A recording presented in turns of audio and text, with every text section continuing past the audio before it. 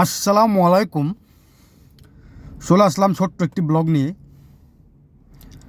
আশা করি সম্পূর্ণ ভিডিওটি দেখবেন। আর সৌদি আরবের কিছু চিত্র আপনাদের মাঝে তুলে ধরব। ইনশাল্লাহ সৌদি আরব সম্পর্কে অনেক কিছু জানতে পারবেন। এটি হলো দাম্মাম, ব্যস্ততম শহর, সৌদি আরবের একটি রাজধানী। এটা একসময় অনেক ব্যস্ত ছিল, কেননা আমরা দূর দূরান্ত থেকে মানুষজন দাম্মামের আশেপাশে যারা থাকতাম তারা কিন্তু এই শহরে মার্কেট করতে আসতাম। এখন কিন্তু বিভিন্ন জায়গায় ছোটো ছোটো মার্কেট হয়ে গেছে এবং কি সব কিছুই পাওয়া যায়। আর বিশেষ করে সৌদি আরবে পান্ডা লুলো মার্কেট এখন সৌদি আরবের সব জায়গায় হয়ে গেছে। কারণ লুলো এবং পান্ডা মার্কেটের ভিতরে কিন্তু যাবতীয় সব সম্পন্ন পাওয়া যায়। এক মার্কেটের ভিতরে সম্পূর্ণ কিছু পাওয়া যায়। আর এটি হলো দাম্মাম শহরের রাস্তা। এই শহরটা কিন্তু অনেক জাম থাকে, যেহেতু রোজার মাস চলতেছে তাই রাস্তা একটু যানজট কম। আর ভিডিওটি যদি ভালো লাগে অবশ্যই লাইক, কমেন্ট, শেয়ার দিয়ে অন্যকে দেখার সুযোগ করে দিবেন। প্লিজ আপনাদের একটু অনুরোধ করতেছি, আব্দুল সালাম 143 আমার ইউটিউব চ্যানেলটা একটু সাবস্ক্রাইব করবেন, কেননা আপনাদের একটি লাইক, একটি কমেন্ট আমাকে উৎসাহিত করবে নতুন নতুন ভিডিও তুলে ধরার জন্য। আর আমি সবসময় চেষ্টা করি সুন্দর সুন্দর জায়গার ভিডিও আপনাদের মাঝে তুলে ধরার জন্য। আর কথার মাঝে যদি ভুল ত্রুটি হয়ে থাকে অবশ্যই ক্ষমার দৃষ্টিতে দেখবেন, কেননা আমি কিন্তু পেশাদার ইউটিউবার নই, একটু একটু করে এগোচ্ছি। কারণ আপনারা একটু সাপোর্ট দিবেন, একটু ভালোবাসা দিবেন, তাহলে কিন্তু আমি অনেক দূরে এগিয়ে যেতে পারবো। কারণ আপনারাই কিন্তু পারেন একজন মানুষকে উপরে তুলতে, আবার একজন মানুষকে পারেন নিচে ডাউন করতে। তাই বলছি প্লিজ আমাকে একটু ভালোবাসা দিবেন আর আমাকে একটু উৎসাহিত করবেন, যাতে আপনাদের মাঝে নতুন নতুন ভিডিও তুলে ধরতে পারি।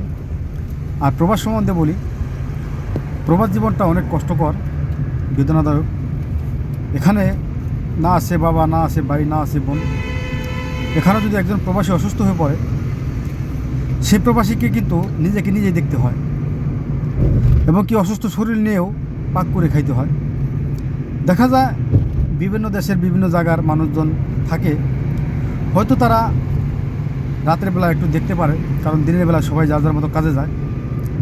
তাই আমি সবসময় দোয়া করি বিদেশের মাটিতে যেন কোনো প্রবাসী অসুস্থ না হয়ে পড়ে, কারণ অসুস্থ হয়ে পড়লে এখানে দেখার মতো কেউ নাই।